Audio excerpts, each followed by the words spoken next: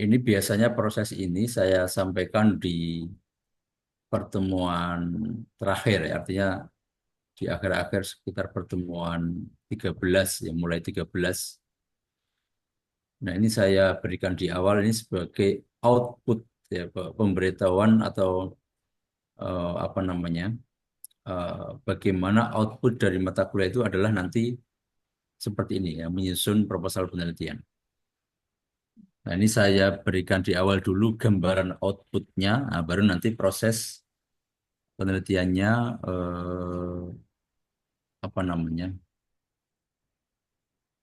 akan saya berikan setelah pembahasan tentang ini. Nah, menyusun proposal penelitian tentu, bentar ini kok nggak bisa. Oke, ya,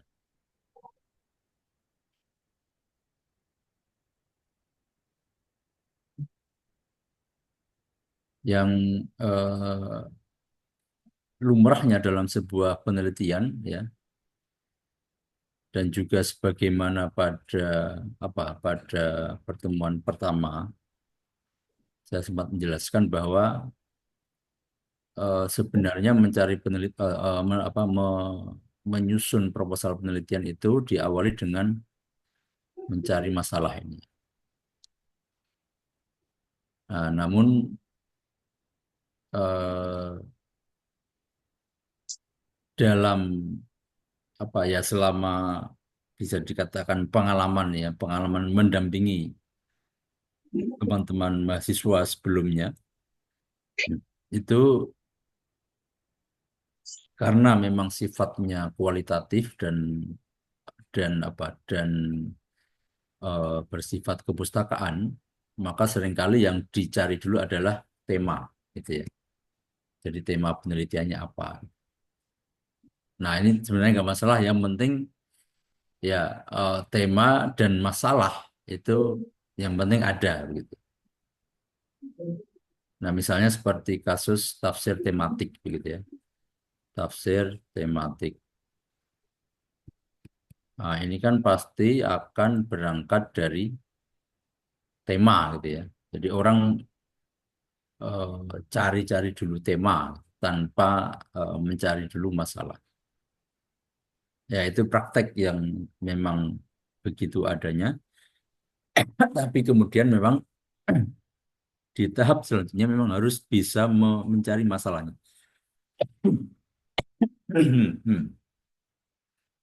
Harus bisa menemukan masalah. Nah, masalah ini ya tentu karena memang tujuan dari penelitian adalah untuk ya bukan tidak selalu mencari solusi dari permasalahan, tapi kan tujuan utama dari penelitian ini adalah membahas hal-hal yang menjadi masalah atau yang sering disebut dengan isu, gitu ya. Nah, jadi memang harus membahas hal-hal yang menjadi permasalahan. Nah, permasalahan di bidang tafsir ini sebagaimana saya ilustrasikan di pertemuan pertama, dengan sudah banyaknya prodi ilmu Al-Quran dan tafsir, ya baik yang sebelumnya tafsir hadis maupun yang sekarang nomenklaturnya ilmu Al-Quran dan tafsir. Lalu dengan sudah banyaknya lulusan prodi ilmu Al-Quran dan tafsir, tentu apa sih kira-kira masalah yang belum, gitu ya.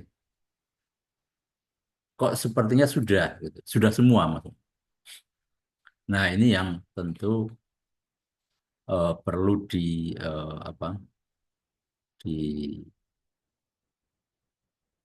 dilacak gitu. Nah, maka kita apa berpindah ke proses selanjutnya, yaitu melacak ya, melacak literatur lah, begitu ya. Nah, ini baca buku ini tentu dulu bahasa yang masih sederhana. Kalau sekarang ya tentu baca literatur lah, apapun itu ya, buku, jurnal, ya. Ya, apalagi kalau ini ya tentu kitab-kitab tafsir yang sudah ada gitu ya, atau yang disebut dengan kitab babon ya, kitab-kitab tafsir yang sudah menjadi rujukan ya para apa namanya, para pembelajar semuanya. Nah, intinya baca literatur apapun itu ya. Kemudian selain baca literatur tentu melihat fenomena ya. Artinya kita menangkap eh, masalah-masalah yang menjadi pembicaraan. Ya, kalau sekarang kan yang menjadi pembicaraan itu kan ukurannya apa? Ya, minimal medsos ya nggak? Apa yang trending, apa yang viral gitu ya. Ya, tentu kita apa? Kita memang harus sebagai peneliti harus eh, harus apa sih namanya itu sensitif gitu ya, sensitif melihat fenomena apa yang berkembang di masyarakat ya. Nah, ini yang tentu apa harapan saya kalau dulu waktu pertemuan pertama ya saya minta agar apa one day one journal gitu ya atau ODOJ itu ya. One day one journal itu hendaknya juga dilengkapi dengan ya pembacaan terhadap fenomena peristiwa apa gitu. Nah, kalau perlu, bukan kalau perlu, tapi harus ya. Kita punya catatan gitu ya, punya catatan. Misalnya sekarang apa nih, viral apa nih? Ya kalau Ramadan kan yang paling sering kan ya masalah hisab ru'yat gitu. Masalah apa lagi eh, yang apa? Yang kira-kira menjadi fokus Anda. Nah, artinya Anda bisa atau harapannya itu Anda bisa mencatat ya peristiwa atau kasus atau isu ini itu terulang setiap berapa periode gitu, gitu ya. Ya karena tadi peristiwa itu sepertinya atau hampir dipastikan kan berulang, itu saja tapi berulang. Nah ini tentu dalam rangka apa? Dalam rangka menangkap permasalahan. Ya tentu harapannya juga itu sudah fokus, jadi jangan mencari-cari lagi nih. Sudah fokus tema apa nih? Ya makanya kalau tadi berangkatnya tema ya, maka ada bagusnya dia akan mempertajam fokus gitu ya. Oh, saya akan fokus ke tema-tema sosial. Oh, atau saya fokus di tema-tema living Quran atau di tema-tema atau ruang lingkup apa yang kemarin kita sudah sampaikan ya, ruang lingkup penelitian tafsir itu. Ya, ruang lingkup eh, apakah teks ya, apakah mafil Quran, artinya sesuatu yang ada dalam Quran, ya termasuk teks tadi, apakah mahaulal Quran dan seterusnya itu. Ruang lingkup itulah yang kita bisa tempatkan di tema ini. Ya. Jadi tema dalam artian ruang lingkup juga. Gitu. Nah, ketika Anda misalnya punya minat di Living Quran ya, di bagian ini, ya, baca buku ini, harapannya juga membaca judul-judul, artikel-artikel, buku-buku yang berkaitan dengan Living Quran. Nah, supaya fokus gitu. Lalu nanti pas ketika melihat fenomena juga, ya fenomena-fenomena yang sudah berkaitan dengan minat penelitian Anda. Nah, makanya di sini apa kombinasi ya. Artinya kombinasi apa pelacakan literatur dan juga pelacakan fakta gitu ya. Itu sangat penting. Yang sekali lagi memang dicatat gitu ya. Nah, maka penting juga Eh, ada juga ini saya sambil share yang lain yang disebut dengan peta yang mana sebentar. Peta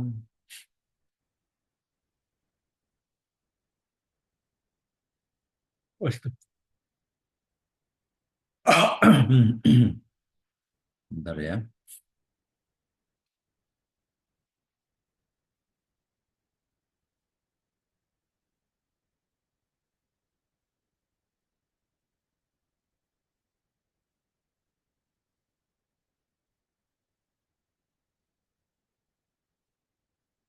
Ya, peta penelitian atau apa yang mana saya sampaikan itu riset mapping ya.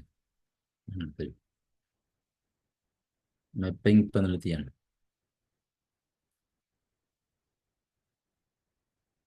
Eh, kok malah siklus.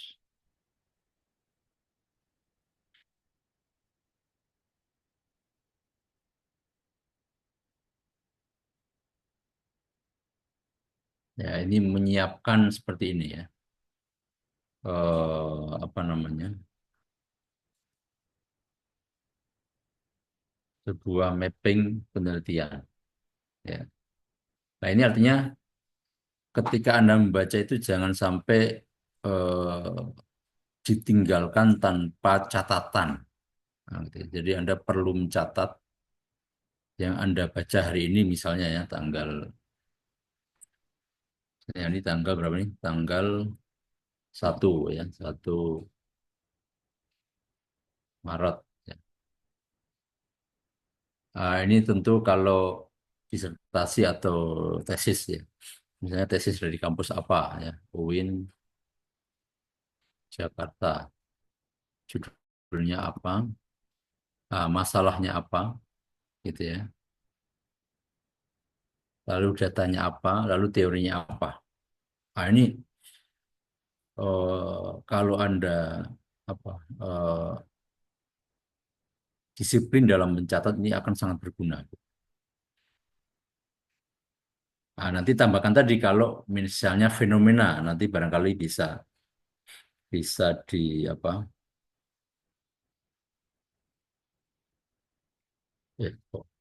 sebentar.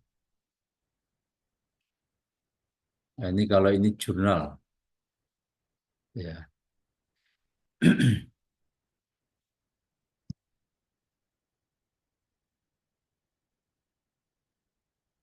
Ya,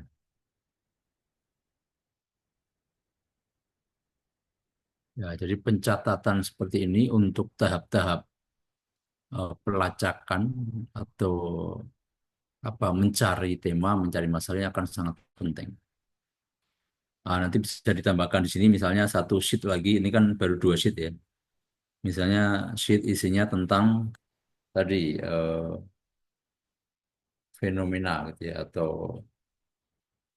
ya katakanlah faktu apa data faktual. Ya, atau apa nanti intinya mencatat ya peristiwa-peristiwa faktual terkait tema yang Anda pilih ya. Nah, nanti termasuk tanggal di situ. Ini belum saya buatkan ya. Nah, artinya Anda perlu satu file Excel yang kemudian di situ merangkum semua catatan. Ya. Saya sarankan Excel karena Excel kan dengan satu file itu bisa bisa dipisah-pisahkan kategorinya gitu ya, sehingga Anda mudah untuk mapping, untuk memetakan. Ya tentu ini saya tidak tergantung apa eh, apa yang mudah bagi Anda, tapi yang saya share adalah kemudahan menggunakan Excel itu ya. Jadi kita mengelompokkan data sesuai apa namanya jurnal tesis gitu kan. Nanti data faktual itu artinya hasil pengamatan tadi fenomena-fenomena ya. Nah Anda tentu tanggalnya ya atau waktu ya memuat tanggal dan tahun ya. Terus misalnya peristiwanya apa. Ya. Kemudian barangkali perlu di konteks ya, perlu Anda ini konteks peristiwanya apa nih? Nah, kan gitu ya. Jadi kan kadang satu peristiwa tetapi konteksnya berbeda itu bisa bisa berbeda. Ya. Misalnya peristiwa tentang pemilu gitu ya. Pemilu. Itu kan konteksnya berbeda antara satu pemilu ke pemilu yang lain gitu. Ya. Nah, ini artinya Anda supaya memahami konteks pada saat peristiwa itu. Karena setiap dari waktu ke waktu bisa berbeda. Ya.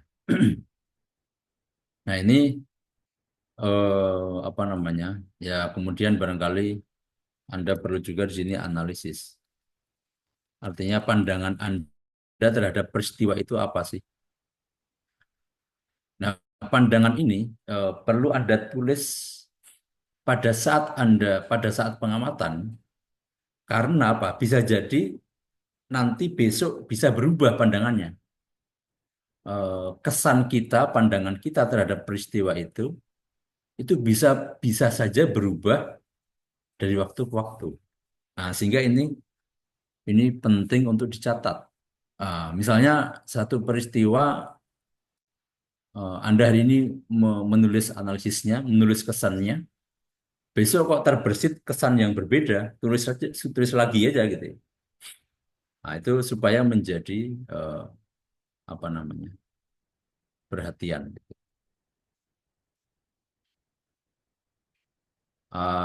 Ini saya belum bisa ngasih contoh yang konkret ya. Nanti eh, di file lama saya ada cuma hilang. Beberapa hal saya mencari dari tesis, kemudian saya carikan dengan peristiwa pada saat itu ya. Misalnya yang saya ingat itu adalah eh, waktu itu disertasi ya, disertasi ini yang juga selalu saya sampaikan. Disertasinya eh, Pak Kiai siapa itu? Saya lupa namanya, yang dosen di Pasca UIN Jakarta, yang dulu termasuk pada tahun-tahun 2000-an, 2002, 2 sampai 2010. Kalau Anda ingat itu atau Anda tahu, dulu termasuk bagian dari jaringan Islam liberal. Muqsid Ghazali, Abdul Muqsid Ghazali ya. Akan beliau menulis tentang tafsir dua ayat itu ya, innalladzina amanu walladzina hadu wan nasara wasabiina man amana billah. Yang kemudian di antara kesimpulannya adalah bahwa orang untuk masuk Islam tidak harus membaca syahadatain. Karena kan cukup innalladzina amanu walladzina hadu wan nasara wasabiina man amana billahi wal yaumil akhir wa amila sholihan. Nah, analisis saat pada saat disertasi itu terbit, saya lupa tahunnya ya, tapi sekitar 2008 atau 10 gitu, atau bahkan setelah 2010. Itu tentu semangat apa semangat jaringan Islam liberalnya itu masih cukup kuat ya, masih sangat kuat bukan, masih sangat kuat. Baik secara nama maupun secara lembaga maupun secara ideologi itu masih sangat kuat. Konteks pada saat itu ya tahun-tahun 2000. Kan dia JIL itu kan antara 2000 ya kalau nggak salah. Booming 2000, 2001, 2002 sampai 2005 saya kira masih sangat kuat.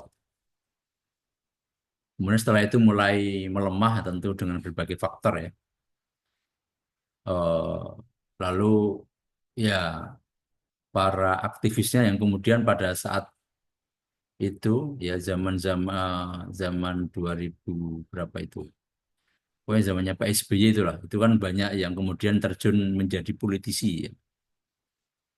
Lalu setelah itu akhirnya mereka lebih banyak politik ya, bahkan pada saat itu sempat diwaspadai gitu, sempat ada semacam warning bagi umat Islam Indonesia. Waktu itu saya lupa kalau nggak salah FPI atau siapa, bahwa Ini kita harus waspada karena aktivis Jil sudah mulai masuk Senayan gitu. Artinya masuk pada saat itu mencalonkan menjadi apa anggota DPR. Wah itu sempat ada warning seperti itu saking kuatnya itu konteksnya pada seperti itu. Saking kuatnya sehingga ada warning wanti-wanti gitu. Karena takutnya nanti eh, mereka kan kalau di DPR kan pasti ya otoritasnya membuat undang-undang kan. Nah, takutnya undang-undang itu banyak yang ter apa terinspirasi dari pemikiran liberal mereka. Nah, itu sampai seperti itu ya saking kuatnya. Lalu setelah beberapa tahun kemudian ternyata banyak calon itu yang kalah, tidak terpilih gitu ya. Nah, kemudian pelan-pelan rupanya juga sudah mulai ya kalau orang bilang tobat begitu ya. Dan bahkan menjadi kiai gitu ya. Bahkan kemudian mengisi kajian kitab tasawuf, mengisi kajian tafsir ya, bahkan menjadi ketua lembaga Basul Masail PBNU. Nah, ini dinamikanya aja ya. Saya tidak dalam konteks apa menjelaskan tentang jil itu ya, tapi bagaimana fakta itu terjadi ya. Nah, ini kan artinya peristiwa yang sama ya, misalnya ya di antara yang mungkin ekornya gitu, ekornya atau kepalanya gitu, ketika pada masa Ahok ya, ribut tentang apa pemilihan itu Ahok karena non Muslim itu ya. Nah, di antara yang sangat sebagai pendukung ini ya kan yang juga sekarang masih masih aktif itu kan itu siapa? Yang sekarang PDI sebelumnya PSI. Tapi sebelum masuk PSI dia sudah menjadi ya bisa disebut yang menawarkan atau menyediakan argumen-argumen melalui ya pendekatan kitab Turoth ya tentang bagaimana bolehnya memilih pemimpin non-Muslim ya. Jadi dia penyedia dalil atau argumen ya bagi orang yang membutuhkan argumen atau paling tidak untuk tim kampanyenya gitu ya. Ini argumennya. Nah, maka konteks ini akan berubah gitu. Nah, sekarang ini apalagi pada saat itu kemudian di- diikuti lagi dengan Prabowo dan Jokowi jilid kedua ya. Wah, itu perang argumen agama sangat kuat. Nah, sekarang dengan kondisi yang sekarang ini itu wah, berubah konteksnya gitu. Nah, ini maksud saya begitu ya. Perubahannya ini kalau dalam hal politik kan jelas gitu ya. Tapi kalau dalam sosial itu kalau Anda nggak mencatat itu akan sulit gitu apa memposisikannya. Maka pentingnya catatan ini. Jadi Anda menulis lalu mencatat apa yang Anda rasakan ketika membaca pada saat itu ditulis gitu ya di analisis ini. Lalu kira-kira sehari dua hari apakah ada yang berubah? Kalau berubah tulis lagi. Nah ini juga untuk apa? Untuk memetakan isi kepala kita juga. Kadang kita ini kan berubah ya. Apa namanya? Kesan itu. Apa yang kita pikirkan itu berubah. Nah maka kalau tidak salah juga ya kalau Anda menuangkan itu di medsos, di Facebook gitu. Karena itu nanti Facebook akan membantu dengan algoritmanya ya, membantu memetakan pikiran Anda.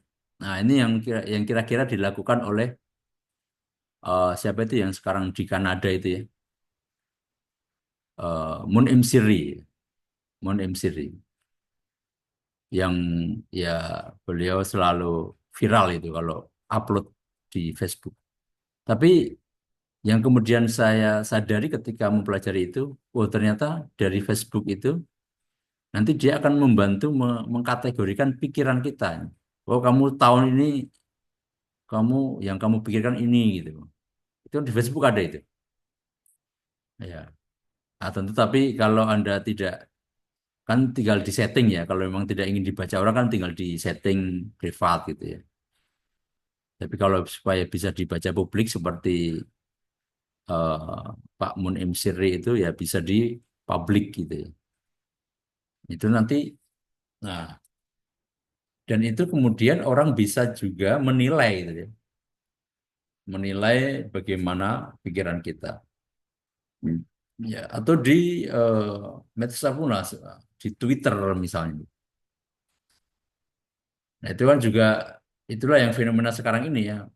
Kembali lagi fenomena politik. Bagaimana tweetnya orang-orang yang sekarang misalnya sekarang berada di barisannya Prabowo, tapi 2014 yang lalu, wah itu Twitternya masih ada tuh dan dilacak orang begitu.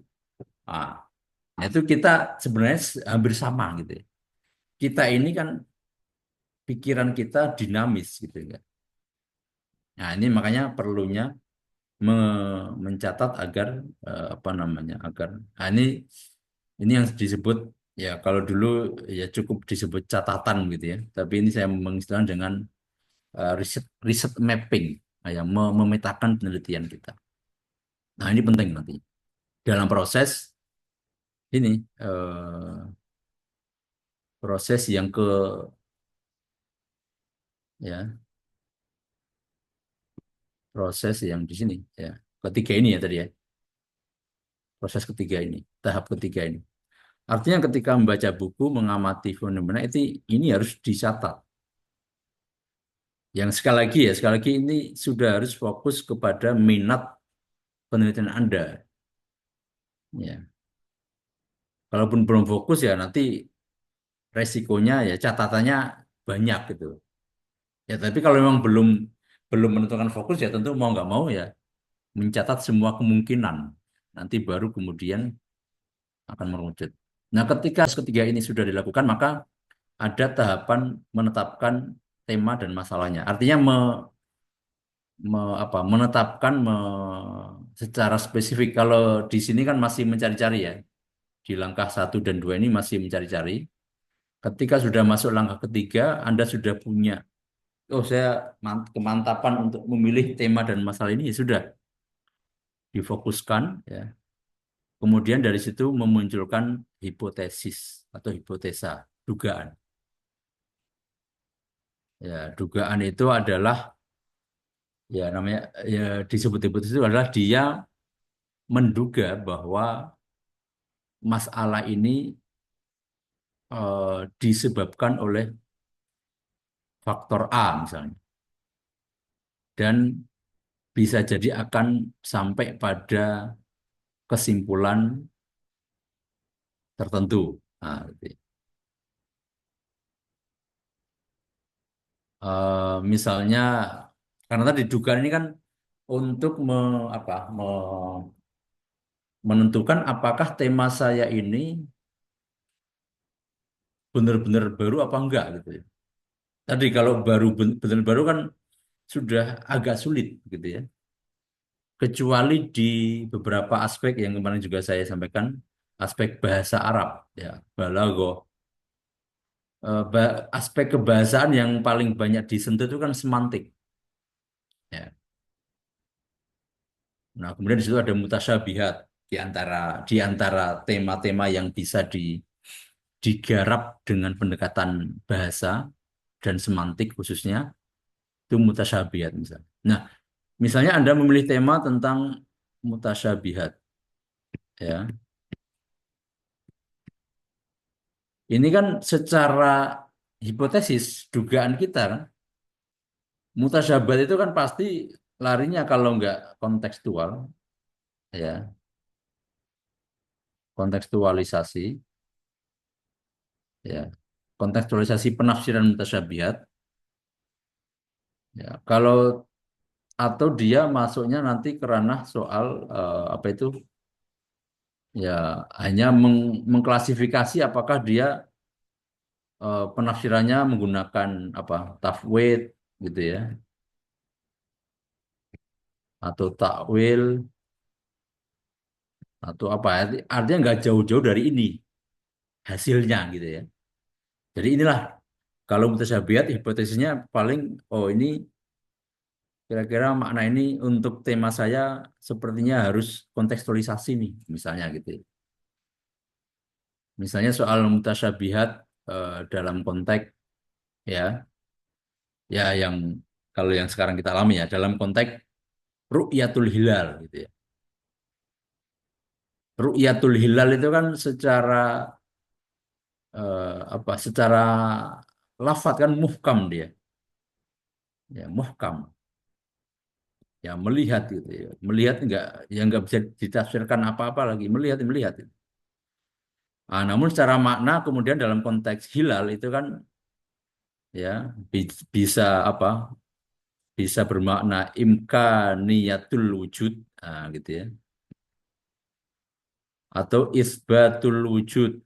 Wah, jadi dalam hal ini dari mutasyabihat ya karena ternyata untuk praktek soal hilal ini banyak aspek-aspek yang harus di apa ditelisik apakah ini sudah memenuhi kriteria ru'yah gitu. Nah, maka Muhammadiyah dengan dengan teori hisabnya, wah ini sudah ru'yah gitu.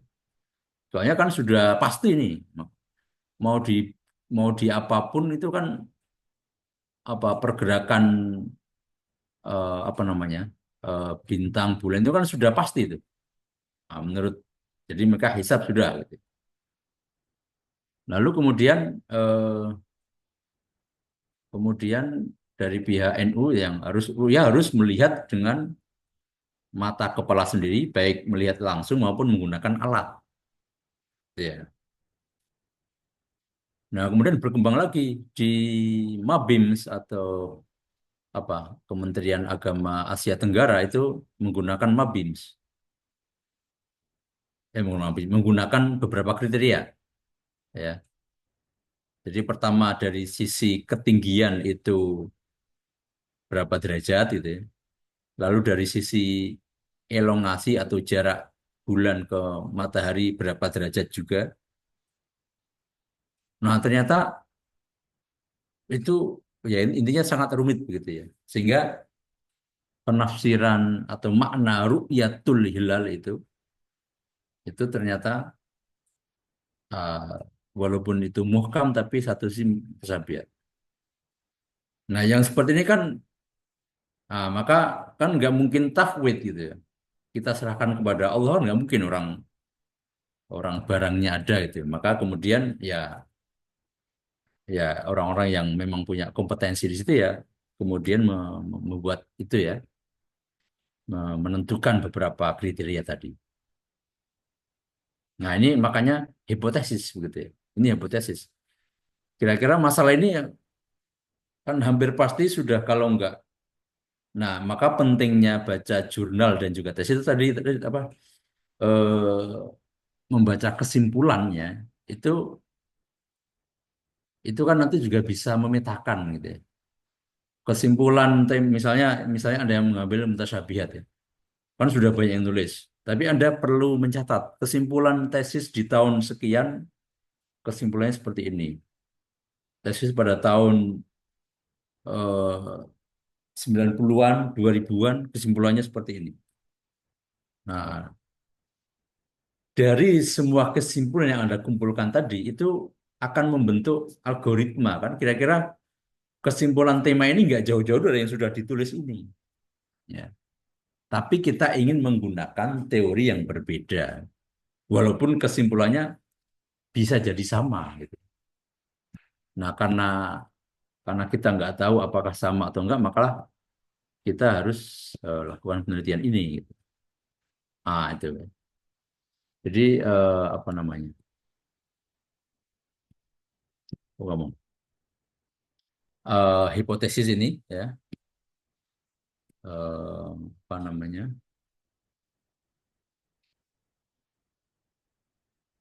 Kita munculkan. Kemudian setelah memunculkan hipotesis, nah kembali ke tahap ke 6 tapi dia kembali ke tahap ketiga ya, yaitu melacak lebih dalam lagi buku-buku yang berkaitan dengan masalah dan hipotesis. Ya. Jadi pelacakan literatur pada langkah keenam ini sudah mengerucut pada apakah buku-buku ini memuat hipotesis yang sudah saya buat. Ya. Nah, ini yang kemudian eh, penting. Nah, nanti dicatat lagi gitu ya. Oh, ternyata misalnya di langkah ketiga ini tadi saya baca baca 500 literatur gitu ya, baik buku, kitab, jurnal gitu ya. Lalu kemudian di langkah keenam ini saya fokus ke 200 ya, karena yang memuat hipotesis saya kira-kira kemungkinan 200 ini. Nah, dari 200 itu diperdalam, wah, mana yang memuat hipotesis. Ya. Oh, ternyata yang kira-kira akan menuju kesimpulan yang sama, itu misalnya ya. Oh, ada 10 buku. Nah, maka Anda kemudian harus apa, mencari titik perbedaan dari 10 buku yang patut Anda duga itu kesimpulannya atau menuju sebuah kesimpulan yang sama. Tadi mutasyabihat itu kan hampir pasti kesimpulannya akan sama. Kemudian semantik, semantik isusu itu kan hampir pasti juga kalau Anda menggunakan semantik isusu akan men- akan menuju kesimpulan yang bisa jadi sama. Hanya prosesnya yang, nah, ketika Anda merasa kok ada yang sama, itu maka ya dari 200 misalnya ada 10 yang kira-kira tingkat kesamaannya cukup tinggi. Nah, itu kemudian Anda perlu mencari titik perbedaan dari 10 itu. Nah, nanti apakah menambahkan teori gitu ya, atau apa gitu, atau menambahkan pendekatan dan seterusnya. Karena kira-kira kesimpulannya kok akan sama. Nah, ini pentingnya apa? eh, Hipotesis. Nah, sekali lagi, hipotesis ini memang lebih dikenal pada penelitian kuantitatif, ya. Lebih dikenal kalau nggak salah kuantitatif. Karena sama kan dia angka-angka gitu ya, tetapi kan apa namanya, akan eh, akan menghasilkan sebuah kesimpulan yang sama. Nah, untuk kualitatif ini memang jarang sekali dituntut hipotesisnya, tapi akan lebih baik juga karena tadi dengan memetakan tadi sebenarnya itu juga sudah membantu apa membuat hipotesis. Ya, artinya dengan memetakan data ya. Pertama kan dari data dulu. Yang kedua dari data kemudian teori. Data ini akan dianalisis dengan teori apa. Nah, itu kan kira-kira ya, sekali lagi kira-kira kan ya nggak jauh-jauh gitu ya. Hampir sama gitu. Nah, maka disitulah ya walaupun kira-kira kok sama itu bukan berarti kemudian kita menyerah gitu ya. Tapi pasti ada sesuatu yang beda.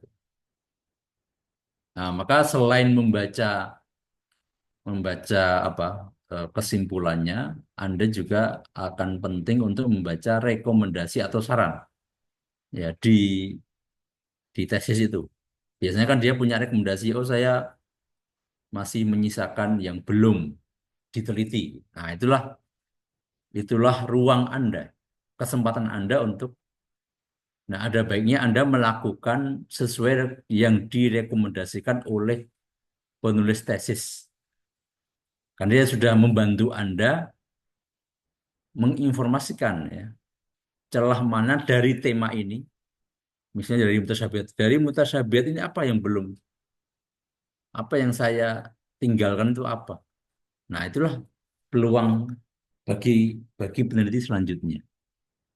Ah, mutasyabihat misalnya tadi apa kira-kira? Semantik Isuzu juga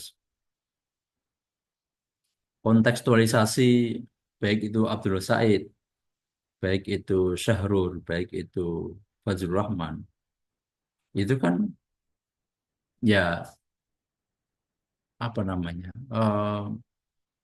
secara hipotesis akan sama, ya sama-sama apa sama-sama tentu ya tidak jauh-jauh dari apa dari yang dianggap sebagai pemikiran liberal, ya sebagaimana pada disertasi Abdul Aziz di UIN Jakarta yang viral pada masa itu ya 2000 berapa itu 2017 atau berapa gitu.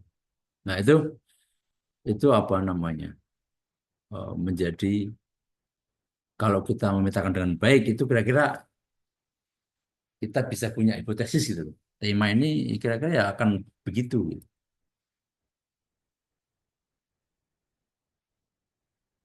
Baik. Nah, kemudian setelah Anda mendalami lagi literatur maupun daftar pustaka yang sudah apa masuk pada hipotesis Anda, nah itu baru kemudian Anda menyusun proposal, ya, menyusun proposal.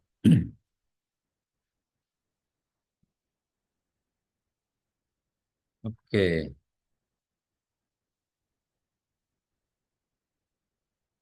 kok nggak gerak ini? Bentar ini.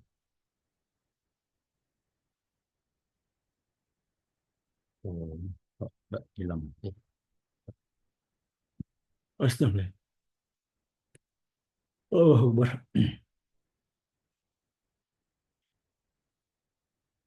nah, ini contoh yang sekali lagi pada saat itu ya, eh,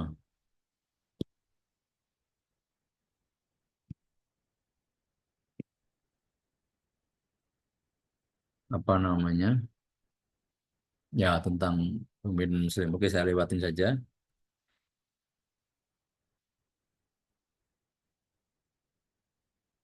Nah, tadi kemudian setelah apa sampai pada tahap mempersiapkan proposal penelitian, maka yang perlu dipahami adalah ya inti dari proposal itu ya menjawab tentang ya apa, bagaimana dan mengapa gitu. Nah, ini yang apa jadi proposal Anda itu harus menjawab ini. Nanti barangkali kalau tokoh itu berarti ada pertanyaan tentang siapa. Kalau penilaian Anda tidak adalah tentang tokoh, itu, kajian tokoh. Nah, yang perlu diperhatikan di sini adalah proposal itu ya menjelaskan menjelaskan apa yang akan Anda lakukan dan apa tujuan Anda tentang atau dalam penelitian ini. Nah, tapi yang perlu diperhatikan dengan apa menjawab pertanyaan ini, eh, harapannya itu Anda kemudian dalam proposal itu tidak atau jangan sampai masuk dulu pada hal-hal yang berkaitan dengan substansi tema penelitian, misalnya definisi gitu. Nah, ini seringkali di proposal atau di bab satu kalau itunya, itu uraian sudah menjelaskan definisi, menjelaskan klasifikasi, menjelaskan penafsiran bahkan ini. Nah, ini yang ya barangkali kalau untuk kebutuhan dalam rangka menjelaskan ini ya, silakan aja gitu ya dalam masih ada. Jadi penjelasan itu dalam rangka mempertegas tentang apa tujuannya, apa yang dilakukan, lalu bagaimana metodenya, bagaimana mencapai tujuannya, lalu mengapa harus diteliti. Itu untuk itu. Tapi seringkali sudah membahas panjang lebar tentang definisi, tentang substansi tema yang akan diteliti. Baik, oh, udah jam 9. Oke, saya percepat. Berarti sepertinya nggak sempat nih ya, Mas Mas Abel Rizali, mungkin kita simpan untuk pertemuan selanjutnya ya, untuk membedah proposal Anda. Baik, nah inilah yang nanti harus diperhatikan konten atau isi dari proposal ya. Nah, sekaligus Mas Abel Razali bisa bisa memperhatikan kira-kira dari proposal yang sudah dikirimkan apa yang belum ada dari struktur ini. Ya, nah, nanti sambil minggu depan kalau kita bahas nanti Anda bisa melengkapi gitu ya. Jadi struktur ini yang harus ada dalam proposal. Nah, apa struktur proposal tentu sekali lagi pasti Anda sudah tahu ya, baik yang S1-nya baru lulus maupun yang bahkan sudah lama ya. Saya kira tidak berubah kalau sudah. Nah, tapi nanti ada hal-hal yang secara mendetail harus saya jelaskan ya, khususnya pada latar belakang masalah. Ya. Nah, ini nanti output Anda dari mata kuliah ini ya. Anda bisa menyusun proposal seperti ini. Nah, ini saya beritahu di awal nanti supaya karena nanti setelah ini saya akan menjelaskan tentang bagaimana data gitu kan. Jadi apa? Kan nanti aktivitas Anda itu kan di tiga penelitian ini. Ya, ini kan teknis penulisannya, tapi inti aktivitasnya adalah pertama adalah mencari data, ya, lalu menentukan teori, ya, lalu menganalisis, lalu memberikan kesimpulan. Ya, jadi kira-kira ini kerjaan utama Anda, gitu ya. Data, teori, analisis. Maka ini ini nantinya secara urut itu. Jadi pertama data dulu.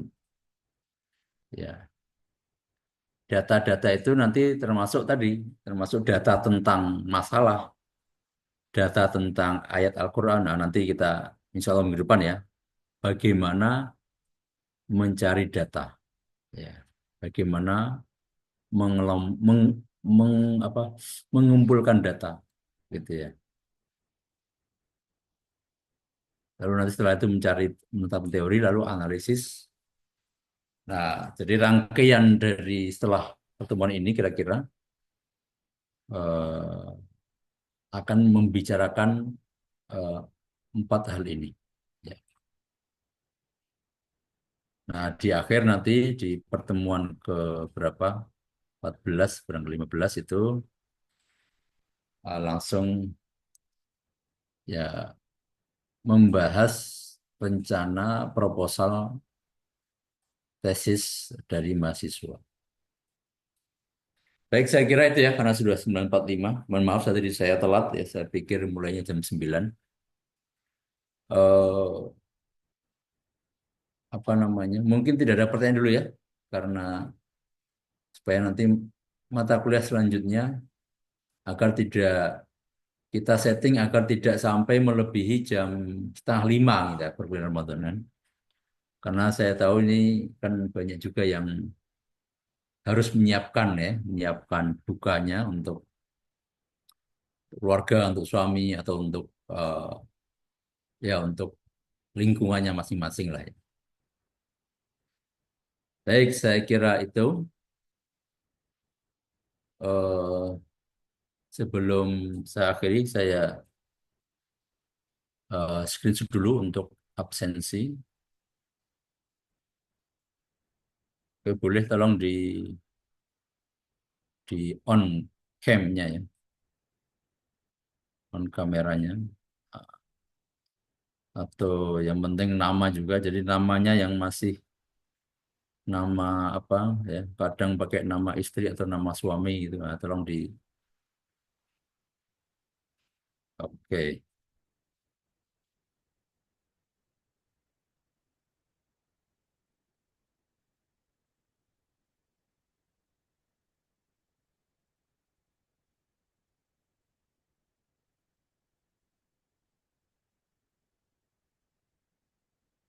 Baik, terima kasih.